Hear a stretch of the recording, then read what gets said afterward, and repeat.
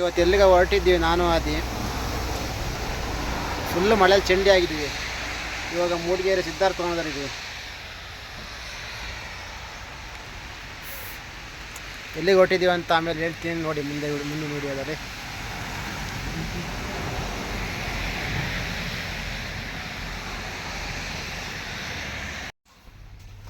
ಇವತ್ತು ನಾವು ಮೂಡಿಗೆರೆಯ JCI ಫಂಕ್ಷನ್ನಲ್ಲಿ ಇದ್ದೀವಿ. ಯಾಕಂದರೆ ಇವತ್ತು ನಮ್ಮ ಬಿಗ್ ಬಾಸ್ ಸಂಗೀತ ಕಂಟೆಸ್ಟೆಂಟ್ ಇಲ್ಲಿಗೆ ಫಂಕ್ಷನ್ಗೆ ಬರ್ತಿದ್ದಾರೆ. ಅದು ನೋಡೋಕ್ಕೋಸ್ಕರ ನಾನು ಇಲ್ಲಿಗೆ ಬಂದಿದ್ದೀನಿ. ನೋಡಿ, ಆಲ್ರೆಡಿ ಗೆಸ್ಟ್ ಕೊಡಬೇಕಾದ ಕಪ್ಪು ಪುರಸ್ಕಾರಗಳೆಲ್ಲ ರೆಡಿ ಮಾಡಿರ್ತಾರೆ.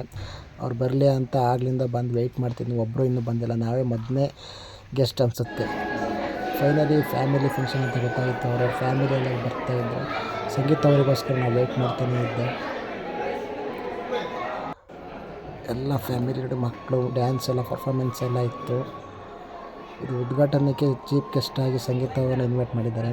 ಅವ್ರು ಬರಲಿ ಅಂತ ಎಲ್ಲ ವೆಯ್ಟಿಂಗಲ್ಲಿದ್ದಾರೆ. ಫೈನಲಿ ಬಂದರು. ಅವ್ರ ಜೊತೆ ಮಾತಾಡಿದ ಕ್ಷಣ ಇದು. ನಾನು ಅವ್ರ ಫ್ಯಾನ್ ಪೇಜ್ ಬಗ್ಗೆ ಹೇಳಿದೆ.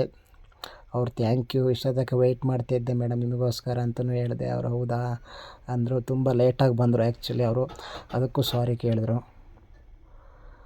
ನೋಡ್ಬೋದು ನೀವು. ನನಗಂತೂ ತುಂಬ ಎಕ್ಸೈಟ್ಮೆಂಟಾಗಿ ತುಂಬ ಖುಷಿ ಆಯಿತು.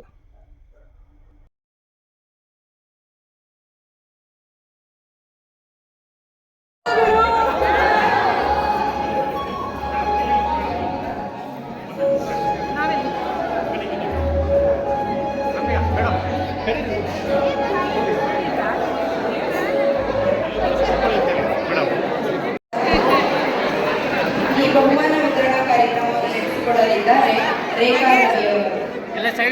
ರೋಟರಿ ಶಾಲೆಯ ಶಿಕ್ಷಕರಿಗೆ ಮತ್ತು ಸಿಬ್ಬಂದಿ ವರ್ಗದ